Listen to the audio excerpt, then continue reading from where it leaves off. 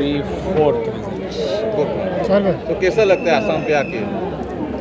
कामाख्या माता का दर्शन, और जब भी आता हूँ तो जब फ्लाइट से इतना सुंदर सुंदर जंगल दिखते हैं, बहुत अच्छा लगता है, मन प्रसन्न हो जाता है। अब इतनी अच्छी शोभा यात्रा निकली है और लोगों में जो आस्था है और रास के प्रति एक विश्वास है कि यहाँ पे ये हमारा सांस्कृतिक परंपरा जो है, ये इसमें हमको योगदान देना है, तो इसीलिए मैंने सोचा आज रास का अर्थ समझा दूँ, तो बता दिया। आसाम के ये जो आपका थिएटर है ना, टूरिंग थिएटर होता है, मोबाइल थिएटर, इसके विषय में मैं सुन चुका हूँ। मेरे साथ मोहनजोदारो में दिगांता हजारिका एक एक्टर थे, यहाँ के बहुत अच्छे एक्टर हैं, उन्होंने बहुत मुझे बताया था ये मोबाइल थिएटर के बारे में। बाकी आसाम का कोई नृत्य, आसाम में एक छाऊ है ना, छाऊ आसाम से है ना? छाऊ आसाम से है ना? पेड़ है ना? पेड़ नहीं, छाऊ एक डांस फॉर्म है। छाऊ ओडिशा का है। बिहू एक बहुत अच्छा लगता है। सर सलाह क्या रहेगा आसाम का कला संस्कृति के लिए, आपके तरफ से सलाह क्या रहेगा? किसके लिए? परामर्श क्या रहेगा सर? किसके लिए? आसाम की कला संस्कृति के लिए, टेलीविजन या फिल्म इंडस्ट्री? देखिए, हुआ क्या है मैं बताऊं आपको। पिछले 50-60 वर्षों में ईशान्य भारत जो है ना, नॉर्थ ईस्ट जिसको हम कहते हैं, जितने पूर्वोत्तर राज्य हैं, वो भारत से जोड़ने में पहले की सरकारें जो हैं वो बहुत असफल रही हैं। इसलिए वहाँ की कला संस्कृति मेन, जिसको हम, ये गलत है कहना, मुंबई दिल्ली वगैरह ये जो एरियाज़ हैं, इनमें उनका इतना प्रभाव कभी रहा नहीं। एक ओडिसी डांस फॉर्म केलुचरण महापात्र जी के कारण बहुत फेमस हो गया, बिहू भी बहुत फेमस है, लेकिन जो डिटेल में, जैसे किसी भी गुजरात का सबको पता है, वैसे नॉर्थ ईस्ट का सब कुछ इतना पता नहीं है। अब जाके नॉर्थ ईस्ट के जितने राज्य हैं उनको जोड़ने का जो प्रयास पूरा हो रहा है, और बहुत अच्छा प्रयास हो रहा है, बहुत अच्छा काम हो रहा है।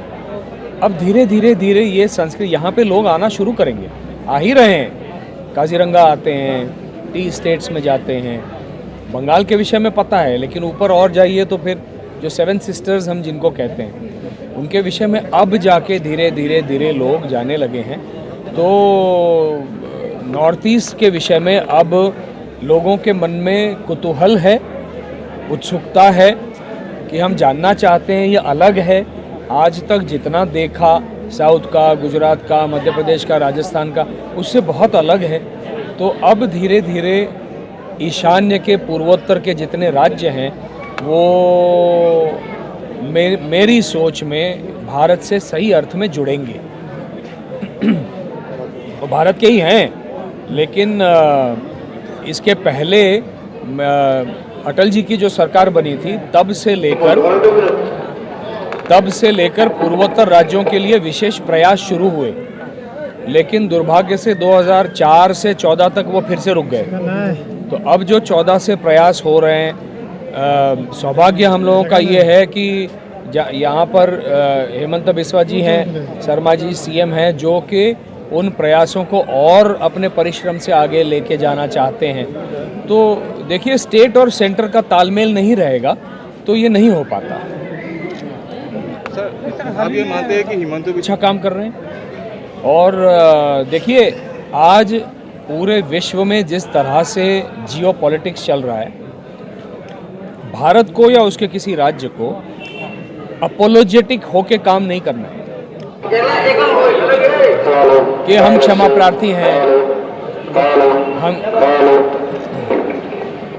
हम ये कर रहे हैं, हम ऐसे नहीं। जो करना है सीना तान के करना है, जो कि हेमंत जी कर रहे हैं, और उससे असम बहुत आगे जाएगा बहुत जल्द, ये मेरा विश्वास है। वैसे ही अरुणाचल में भी किरण रिजिजू हमारे जो हैं वो बहुत अच्छे से काम कर रहे हैं वहाँ पर। जबकि वो सीएम नहीं है लेकिन केंद्र में मंत्री थे और अरुणाचल की बात बहुत प्रभावी ढंग से हर मंच पे रखते थे, तो ये आवश्यक है।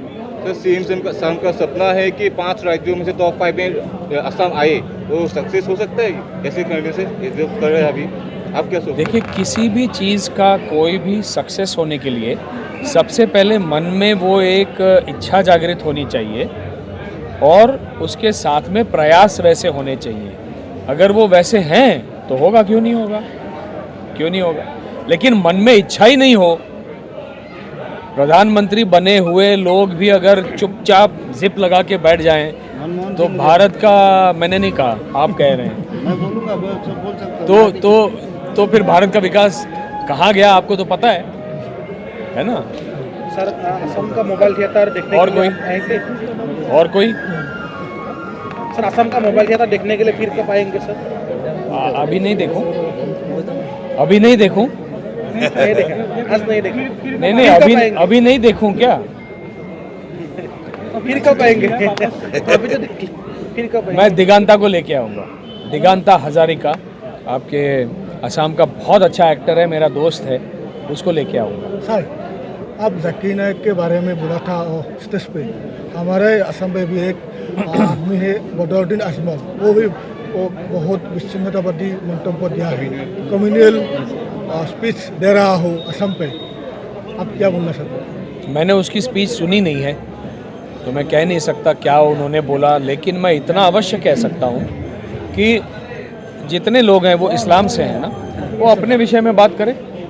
जाकिर नाइक का जो मैंने बोला, उन्होंने कृष्ण के विषय में गलत चीज़ें कही है ना, तो इस्लाम के विषय में कोई गलत चीज़ कहता है तो कैसे आप फतवा निकालते हो, है कि नहीं। तो कम से कम हमारा जो दर्शन है, राम है, कृष्ण है, दुर्गा मैया है, हमारे जितने देवी देवताएं हैं, हमारे वेद हैं, उपनिषद हैं, जिन